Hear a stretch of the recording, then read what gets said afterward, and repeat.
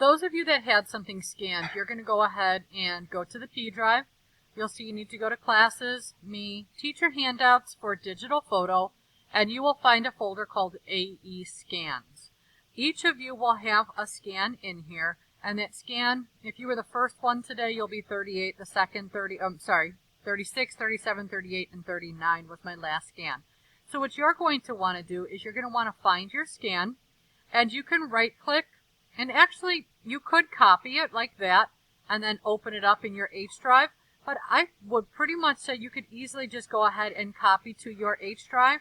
Actually, it's not going to open it up for me. Copy to your H drive and drop it there, and then open from there. You don't really want to open from the P drive because you don't want to accidentally try to save it and lose your work. So again, just drop your copy into here, and if you want me to delete it from the P drive, just let me know, Ms. Glaze. I'm done with 36 if you can delete it from the scans. All right. So when you have it in your H drive, you can go ahead and right click, open with Photoshop, or just go through Photoshop's normal file, open, and find it in your H drive. And when you open it, you're going to find you will have way too much space around there because of the way it was scanned. It is okay. All you have to do is use your crop tool, crop it down to what you need. In this case, perhaps this person only needs this right here. Once you've cropped it, you're going to go ahead and press the Enter key, and then I'm going to go ahead and zoom in so we can see it. You can definitely tell that this is pencil work. It is not crisp and black. What you want to do is then you're going to want to clean this up, and there's a few ways to clean up your drawings. The first could be as easy as a level adjustment. So if you go to your levels, let's move this over. If you pop the black upwards and you pull the white towards the center, towards the left, what you can do is you can oftentimes balance this image. Notice I moved the gray closer to that white. Oftentimes you can balance this image really, really well doing that and get a nice crisp black and white image. Okay, so let's say I'm happy with that, but there's a couple areas that I want to fix up. Zoom in. I'm using Control Plus. Zoom in, and what you can do is you can eyedropper to make sure you've got the perfect white, and then you could actually come through with I'm going to use a hard edged brush where the hardness level is all the way up, and obviously I'm going to need to make it smaller. Let's say I want to remove like that little right there is like one little dot. Let's say I want to shave off some of this. I don't want to see that little pencil stroke there. Maybe I was really unhappy that I had a little extra line there I didn't want.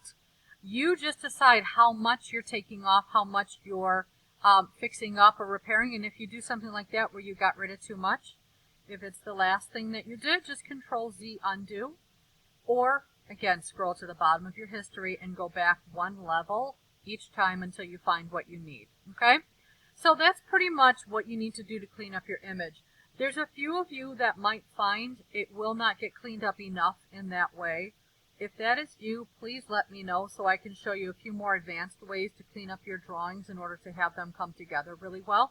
My last part is if you find like maybe this line is too light, maybe you really wanted it darker, but if you darken it up by moving your levels adjustment on your histogram, don't forget this is called a histogram. This is the distribution of black and white. You'll notice there's a peak here at black and there's a peak here at white and very little in between.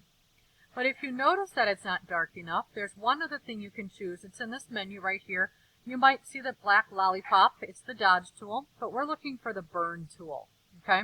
When you go to the burn tool, the range is probably going to be under shadows. It's either going to be midtones or shadows. So if one doesn't work, go to the other. I'm going to go to shadows. And I'll notice that my exposure here is at 33. I might even bump that up closer to maybe 60. There's no exact number there. Okay? I'm going to make my brush a little smaller and notice it's on the soft edged brush.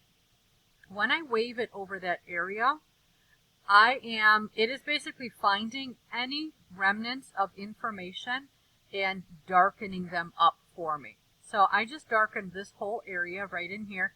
It's not as noticeable because this truly wasn't really that light. So this was the before, and that's the after. I honestly don't see much of a difference. Maybe I'll try the midtones. I'm going to come in there. This will probably work a little bit more when you have a very fine line that's a lot lighter. I darken this up pretty well, so I don't think I'm getting much change, but please know that if you've got part of it that's a really dark pencil drawing and part of it that's a very faint pencil drawing, you may be able to then just burn in that section and allow just those pieces to get a little bit darker. So again, those are all things that you need to know when it comes time to fixing up that drawing. Now, once this is done, I'm going to go ahead and zoom out. Once I'm finished, what I can do, if this is just a little part that I'm using, I can go ahead and save that and place it on my other document. Let's say this is my document. As you can see, we're covering color. But let's say that was it. I can go ahead and save as. I'm going to go ahead and call it Masks Done. This would be in my H drive. I'm going to give it a decent, because I want it to be nice. And when I come over here, I can now file place it in whatever file I might be working on. In this case, let's pretend this is the right one, but you'll see that it's placed in there now. Don't forget, once I commit to it, it comes in as a smart object, which means you need to go on the blue, right-click, and rasterize it to make it editable. Because if I want to get rid of this white outline, you're going to see that it gives me the big not sign. Even if I click, nothing will happen, and I'll probably get a message. Please do not ignore your messages. This one says the smart object must be rasterized before proceeding. Edit contents will no longer be available. Rasterize the smart object. In this case, you're going to say yes, because now you can come in with that. Change that. You can come in with that and you can delete all that white around the outside. I'm going to deselect. I'm going to Control T, which is a shortcut, keyboard shortcut to free transform. And you're going to see that that doesn't have a background anymore.